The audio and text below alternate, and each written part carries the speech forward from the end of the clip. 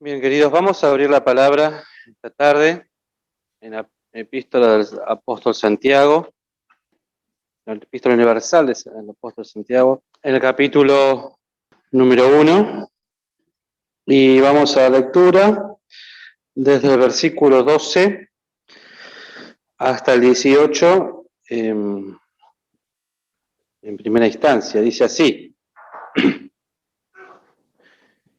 Bienaventurado el varón que sufre la tentación, porque cuando fuere probado recibirá la corona de vida que Dios ha prometido a los que le aman. Cuando alguno es tentado, no diga que es tentado de Dios, porque Dios no puede ser tentado de los malos, ni él tienta a alguno. Sino que cada uno es tentado cuando de su propia concupiscencia es atraído y cebado, y la concupiscencia, después que has concebido, pare el pecado, y el pecado, siendo cumplido, engendra muerte. Amados hermanos míos, no erréis. Toda buena dádiva y todo don perfecto es de lo alto, que desciende del Padre de las luces, en el cual no hay mudanza ni sombra de variación. Él de su voluntad nos ha engendrado por la palabra de verdad, para que seamos primicia de sus criaturas. Hasta aquí la lectura de esta tarde. Y esta semana, en realidad estos días, ayer particularmente comenzó, por la gracia de Dios, la escuela bíblica, un año más. Nos pudo acompañar nuestro hermano, el pastor Ricardo Parenti también. Y entre muchas de las cosas y la palabra que se compartió en el día de ayer, me llamó la atención porque se tocó el tema de las ofrendas también, como una forma de vida espiritual, de lo que uno tenía que entregar al Señor. Y luego en la reunión de jóvenes se tocó básicamente el mismo tema, luego hoy a la mañana otra vez. Entonces lo tomé parte de personal. Dije, bueno, 3 veces es firme de parte del Señor. Y el mismo día, ayer a la mañana, hablando con un hermano que nos juntamos en la quinta a almorzar, sabe el mismo tema, justamente de la necesidad de las ofrendas materiales en las iglesias y en la quinta, ¿no? Pero justamente toda esta semana, pensando en la clase del día de hoy, el texto que tenía en el corazón fue justamente: toda buena dádiva y todo don perfecto es de lo alto. Y para poner un poco el contexto, este pasaje, acá Santiago, este siervo del Señor Jesucristo, comienza los primeros versículos mencionando la necesidad de pedirle a Dios sabiduría, pero pedirla con fe. Porque si uno no tiene fe, en el versículo 6, ¿no? Pero pida en fe, no dudando nada, porque el que duda es semejante a las ondas de la mar, que es movida del viento y echada de una parte a la otra. No piense, pues, el tal hombre que recibirá ninguna cosa del Señor. Entonces, la fe, que está inmersa en todas nuestras acciones, en todo lo que hacemos para el Señor, no la podemos sacar de nuestra experiencia espiritual, siempre tiene que estar la fe. Es justamente la que nos tiene que llevar a confiar que el Señor nos ha de dar una sabiduría particular, una sabiduría que desciende de lo alto, que, como dice Salomón en Proverbios, que el principio de la sabiduría es el temor a Jehová. Es el temor reverente de no querer ofender a nuestro Dios, de querer conocerle, de querer agradarle, de querer crecer en sus caminos, y esto nos ha de dar una sabiduría particular, una sabiduría bendita, que como en otras reuniones les he comentado, Pablo lo mismo decía, ¿no? Que en Cristo están escondidos todos los tesoros y de sabiduría y de conocimiento. Hoy en la reunión de instructores, nuestra hermana Noemí también mencionaba de conocer un poquito de esa gloria, de esa sabiduría que Cristo nos puede dar. Y esta sabiduría y esto que el Señor nos quiere dar, nos ha de ayudar a transitar por este mundo y en nuestra vida sin caer en errores. Por eso el Santiago acá dice, amados hermanos míos, no erréis. La sabiduría que Dios nos da nos va a ayudar a no errar, pero particularmente en un punto muy controversial generalmente, que es cuando, por ejemplo, en la lectura que hemos leído hoy aquí,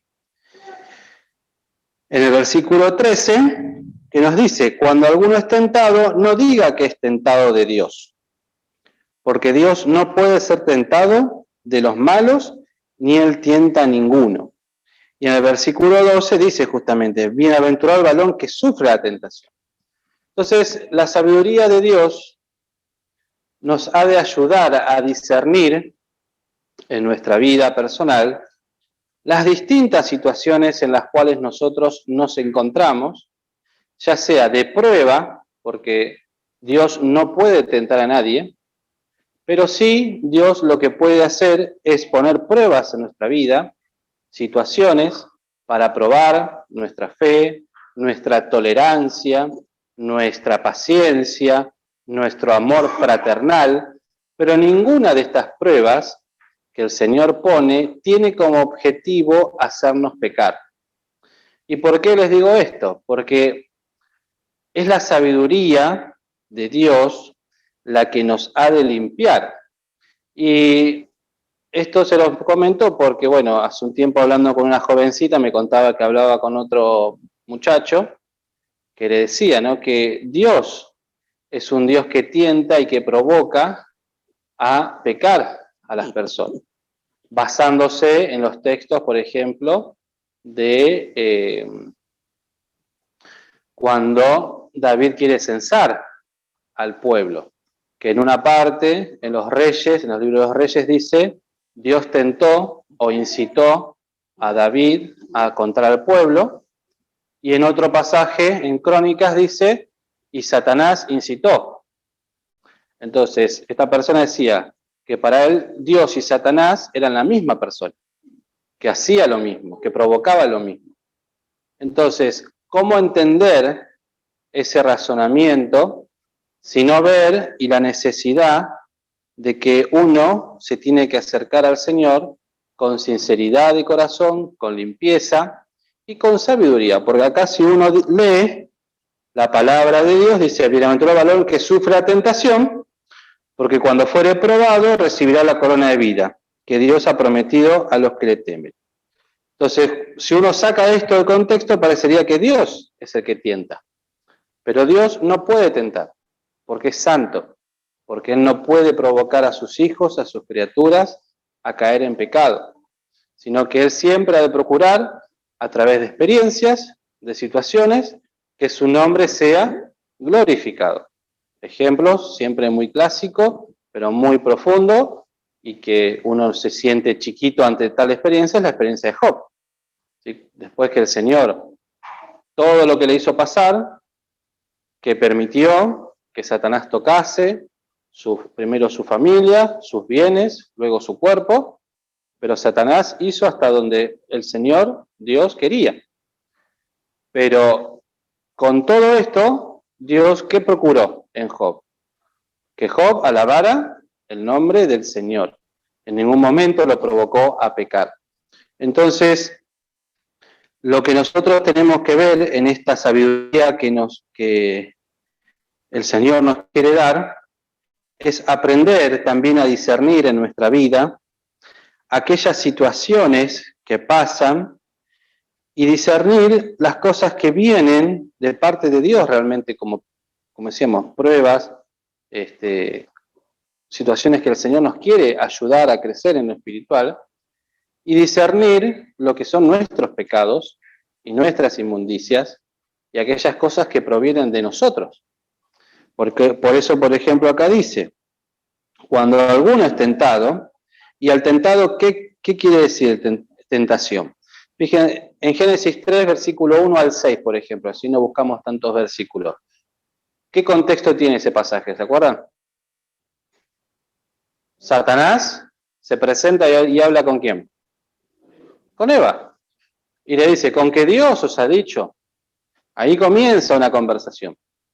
Ahí está la tentación, ahí está el engañador provocando directamente en Eva esto que comienza luego como se ve en este pasaje, cuando dice, ¿no? Cuando uno de su propia concupiscencia, o sea, genera la duda en Eva y comienza todo el proceso del pecado, hasta que luego lo vamos a ver, termina en muerte. Pero fíjense en otro pasaje, hoy lo han estudiado, creo que fue hoy o la semana pasada, Mateo 4, las tentaciones del Señor, que el Señor sufrió. ¿De parte de quién? De Satanás. Pero, como yo no le leí la lección, pero de Cristo no podía salir pecado, porque era santo, las tentaciones venían del exterior hacia él. Pero a diferencia nuestra, que Satanás nos tienta, y nosotros mismos podemos provocar también cuestiones en nuestro ser, como dice acá, sino que cada uno es tentado cuando de su propia concupiscencia es atraído y cebado.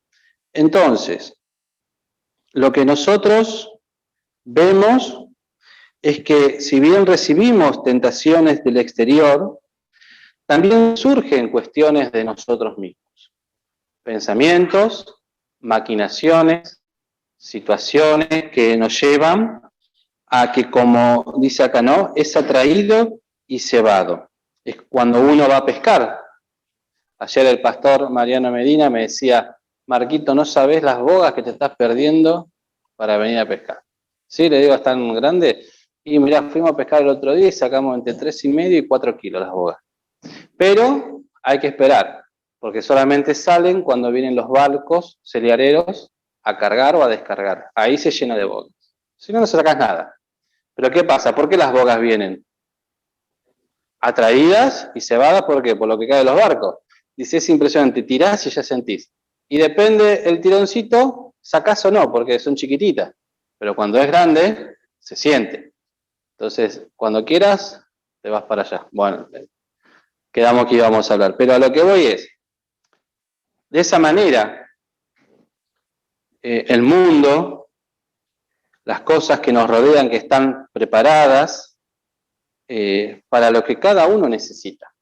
Yo no conozco qué es lo que ustedes como dice acá, ¿no? ¿Qué los atrae y qué los ceba? Sí, ¿cuál es la carnada para que de sus concupiscencias se despierte la tentación? Yo no lo conozco, yo conozco las mías. Cada uno conoce las suyas. Entonces, ¿qué es lo que me atrae? Y dice acá, ¿no? Que cuando la concupiscencia, que es el deseo desmedido de la carne, cuando en mí se despierta algo que no lo puedo contener, que no parece que arrasa con todo, dice, después que la concupiscencia ha sido concebida, pare el pecado. Entonces vemos como que hay un punto en el cual no hay un retorno, porque algo que fue concebido es algo que está esperando el momento ¿para qué? Para nacer, para dar a luz, para concretarse. Entonces, luego nos dice, entonces hay un momento en el cual nosotros podemos clamar al Señor. Por eso Santiago decía, ¿no? Amados hermanos, no erréis, en el sentido de pensar que como soy atraído, soy cebado y estoy con mis concupiscencias, no puedo vencer a estas cosas. Y sí las podemos vencer. ¿Por qué? Porque el Señor dijo, ¿no? Más confiad, yo he vencido al mundo. Entonces hay un momento en el cual se despiertan en nosotros cuestiones que nos atraen, que nos ceban, pero el problema es cuando eso lo llegamos a materializar, ya sea de una forma verbal o con hechos. No me acuerdo quién lo dijo, que dónde lo leí, pero se entendería como que hay dos partes del pecado. El pecado que empieza en nosotros, pero hay un momento que el pecado está y es cuestión de ¿qué? De ejecutarlo. Y ahí es donde se termina de concretar. Porque, por ejemplo, vamos a hacer un ejemplo. Si yo tengo la tentación de robar algo, ¿sí? Porque me gusta, ya eso se inició. Pero en el momento que decidí ya hacerlo, ahí, ¿cómo podemos decir? El pecado o la tentación fue concebida. ¿Y cuándo se termina de concluir, de concretar? Cuando yo tomo lo que vi. Vamos al ejemplo de Eva. Vio, codició, vio que era bueno y se podría haber echado para atrás en ese momento. Sí, lo podría haber hecho. Pero ¿qué hizo? Fue y lo tomó. Entonces, sí. Con Caín y Abel pasó algo similar. Dios a Caín le dice, el pecado está a la puerta. Le estaba diciendo que no pase esa puerta. ¿No? Esa puerta. Ahí en Génesis 4 o 5, no me acuerdo. 4, que dice, el pecado está a la puerta, está ahí. No cruces la línea. Pero es como que cada vez que la cuestión avanza, se hace más difícil. Se hace más complicado. Entonces, ahí está donde volvemos al principio, ¿no? Donde tenemos que buscar la sabiduría de Dios para interpretar lo que pasa en nosotros y poder discernirlo a la luz de la palabra. Y poder tomar en el Señor la victoria de decir, no, esto no lo voy a hacer. No, esto que me está atrayendo, que me está gustando, que me va a gustar, puedo decir que no, porque cada vez se hace más difícil. Y como dice luego, y el pecado siendo cumplido engendra muerte física o espiritual. Vamos a hablar de la física, de la espiritual. Ya cuando nosotros cometemos un pecado, automáticamente, si no me arrepiento, se genera que una separación entre quién? Entre Dios y entre mi persona. Porque ¿cómo voy a ir a orar luego o pedirle perdón al Señor en forma genérica sin tratar eso que cometí en forma particular? Entonces, esta ley que acá Santiago revela o establece, se cumple, pero tenemos que saber también, queridos, que como dijimos, que en Cristo todas las cosas podemos vencer y podemos volver, podemos retomar el camino. El Señor es perdonador de los pecados, nos quiere limpiar con su sangre, nos quiere lavar, y por eso también tenemos la parte ahora de los símbolos, donde presentándonos al Señor, ser sinceros delante de Él y pedirle que me perdone, que me limpie, que me ayude con lo que está pasando en mi corazón, qué está pasando en mi mente, cuáles son mis deseos, cuáles son mis preocupaciones, cuáles son mis ocupaciones. Cada uno conoce su vida y cada uno conoce qué cuestión tiene que arreglar con el Señor. Por eso luego en el 17 dice, y toda buena dádiva. Dádiva viene justamente de querer dar. Todo lo que el Señor nos quiere dar. Todo lo que el Señor nos quiere dar son bendiciones. Y hoy a la mañana, cuando hablábamos de las ofrendas con los jóvenes, decíamos, ¿no?, que en nuestras iglesias, no sé si Alfredo lo mencionó, por ahí nos pisamos, pero bueno, en nuestras iglesias es muy poco tratado el tema de la ofrenda, del dinero. no se menciona demasiado. Entonces yo le decía a los chicos, fíjense que nosotros no lo tratamos mucho el tema, pero ¿a dónde se pone el dinero? Le decía, en una cajita. ¿Y dónde está esa cajita? Atrás de todo. ¿A dónde? Y se quedaron en una columna, al lado de una pared, que prácticamente tiene el mismo color que la cajita. O sea que no se ve. O sea, si uno lo ve rápido, es el mismo color, el mismo tono. O sea, fíjese cómo no es que le ponemos luces, acá pongan dinero, el dinero va acá. Entonces, la ofrenda, hablábamos con los jóvenes, es una manifestación, podemos decir el fruto, de una vida espiritual. Porque nosotros cuando ponemos, que como bien, bueno, sé lo que dijo Alfredo, yo lo voy a decir igual, pero es algo que es regular, la ofrenda que tiene que ser regular, como decía el texto, cada día de la semana, en forma individual, en forma personal, y conforme a lo que el Señor nos da. Bueno, esa regularidad, esa individualidad, eso que podemos dar o no, se ha de manifestar y se tiene que manifestar no como un dogma o una costumbre, sino que tiene que estar acompañado de algo espiritual. Yo entiendo por qué tengo que ofrendar al Señor.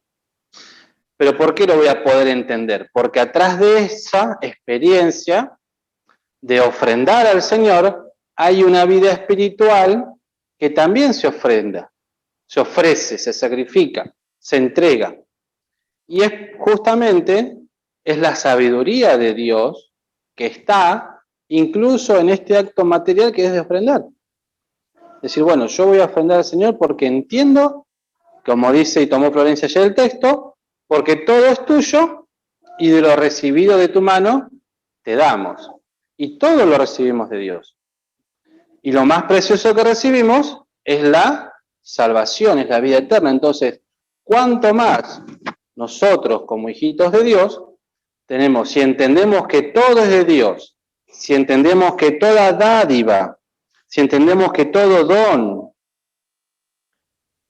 perfecto es de lo alto, ¿cuánto más tendremos que darle al Señor? Entonces, el llamado que el Señor nos hace, a todos y particularmente a mí, porque como les decía, 4 veces hablé del mismo tema.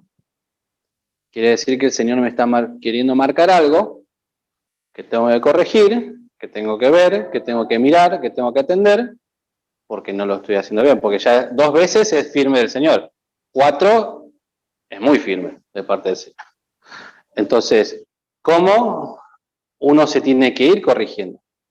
En la vida espiritual, porque podemos tomar el texto que dice, por sus frutos los conoceréis. Si yo ofrendo, como dicen Corintios, con corazón alegre, ¿por qué es? Porque tengo una vida espiritual que entendí que todo lo que el Señor me da, ya sea mucho o poco, es del Señor. Y en la vida espiritual, en la iglesia, pasa lo mismo. Lo que el Señor me permite hacer, lo que el Señor me permite trabajar en la iglesia, obrar, compartir, manifestar, como dice acá, ¿no? Los dones perfectos espirituales que descienden del Padre de las luces, de nuestro Dios, del Dios Padre. Por eso el Señor Jesucristo dice que Jesús era la luz del mundo. Y acá dice el Padre de las luces, o sea, el Dios, nuestro Dios verdadero, vivo, que está en los cielos, y todo desciende de Él, cuanto más nosotros tenemos que entregarle a Él. ¿Sí? Entregarle. El Señor nos permite, como decíamos esta mañana, hacer muchas cosas. Estudiar, trabajar, tener familia, desarrollarnos profesionalmente, crecer, disfrutar nietos, disfrutar bisnietos, etc. El Señor permite, pero nunca sacar a nuestro Dios del centro de nuestra vida. Que todo lo que tenemos es del Señor. Y a Él se lo tenemos que entregar. En el cual dice, en el versículo 17, no hay mudanza ni sombra de variación. Y eso es lo que en este tiempo nos cuesta también entender. Que Dios no cambia. Dios no va a cambiar. un Dios eterno, inmutable, que no ha cambiado, que no, como dice, que no ha variado. ¿Qué son 6.000 años de la existencia del mundo en una eternidad? No va a cambiar por el hombre. A mí me gusta ver videos en algunas redes sociales de astronomía y hacen planos, digamos, por cálculo de luces, etcétera, etcétera, más o menos de las dimensiones del espacio. ¿Sí? Y es curioso porque en lo que el hombre piensa y en las medidas que maneja, nuestro sistema, nuestra galaxia, la Vía Láctea, es no se llega a ver en la inmensidad del espacio. No se ve. Una Vía Láctea que no la pueden recorrer de un lado a otro por las distancias. En eso está la Tierra, que no se ve, que no existe en la inmensidad del espacio que el hombre calcula, y ahí estamos nosotros. Entonces yo pensaba cuando veía eso, ¿no? Como todo empezó con una banana con la proporción del hombre, ¿no? La banana del hombre, y así se iba achicando, achicando, y desaparecía en un momento y no se veía más nada, y el universo gigante. O sea, ¿qué vio Dios? ¿Qué propósito? Para algo tan insignificante en la inmensidad, ocuparse de cada uno de nosotros. Y nosotros, por el pecado del orgullo, muchas veces, por las cuestiones personales, por las rebeldías, nos oponemos, nos rebelamos y no queremos obedecer a este Padre de las luces. Y luego dice, Él, de su voluntad, nos ha engendrado por la palabra de verdad. De su voluntad, de la voluntad de Dios, porque Él quiso, porque Él ordenó, porque Él dijo y fue hecho, porque Él así lo deseó. Nos dejó la palabra, nos habló, y como dicen hebreos, ¿no? Nos sigue hablando de distintas maneras, y en este tiempo, por el Hijo, nos habla, y de su voluntad es que nosotros podamos hoy llegar a conocer estas verdades, que podamos servirle como Él quiere, que podamos, por su voluntad, porque Él nos llama, cumplir cada una de las cosas que Él requiere de nuestra vida. Les decía, ¿no? El domingo próximo, Dios mediante, hemos de comenzar los cursos de bautismo, por lo cual le ruego también a la iglesia que ore por este tema. Ha empezado la escuela bíblica, también se ha empezado en el día de ayer. Bueno, pero ¿quién es el que nos da la posibilidad de hacer todo esto?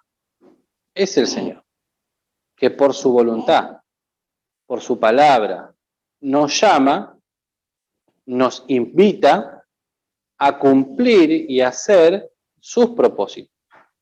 Entonces, no nos neguemos si cada uno de nosotros en forma particular está escuchando la palabra de Dios y está escuchando la voz de Dios que lo llama, ya sea para salvación, ya sea para limpieza, ya sea para consagración, ya sea para renunciar a algo que sabemos que tenemos que renunciar y no lo queremos hacer. Entonces, ¿qué es lo que el Señor me está pidiendo? Y esto que el Señor me pide, cada uno en forma particular, lo tiene que tratar con el Señor. Es decir, bueno, el Señor en su voluntad me engendró hijo. En su voluntad, por su palabra, ahora me habla. Por su voluntad, para conmigo me está llamando. ¿Qué tengo que hacer?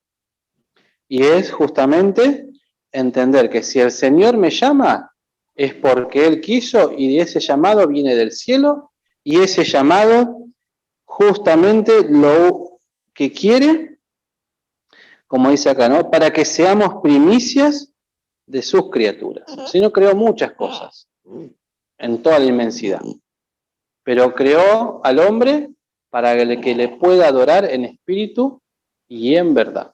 Y ese es el propósito. Nos dio la capacidad de elegir, nos dio la capacidad de tomar decisiones, nos da la capacidad de pensar, nos da la capacidad de razonar, nos da la capacidad de rebelarnos, porque podemos rebelarnos, podemos no obedecer.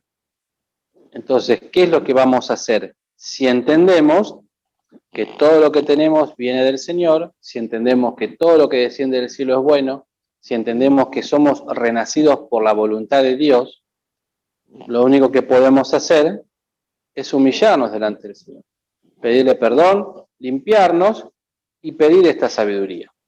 Porque la realidad es que cada uno de nosotros que estamos acá tiene una experiencia distinta. Algunos tal vez se van a ir de este lugar como llegaron, igual, como vino, se fueron, sin nada. Otros tal vez lo van a pensar, lo van a querer poner por práctica, otros tal vez lo van a hacer, no lo sé. Pero el Señor nos habla, y en su misericordia siempre nos habla. Entonces, busquemos como empezamos esta reunión, ¿no? Si alguno de vosotros tiene falta de sabiduría, demándela a Dios, el cual da a todos abundantemente y no se hiere y le será dada. Y con esa sabiduría, aprender a discernir lo que el Señor me está pidiendo, lo que el Señor me está dando y lo que el Señor está esperando de mí. Que el Señor nos bendiga y en esta oportunidad le vamos a dar lugar al pastor Daniel para que reparta los himnos.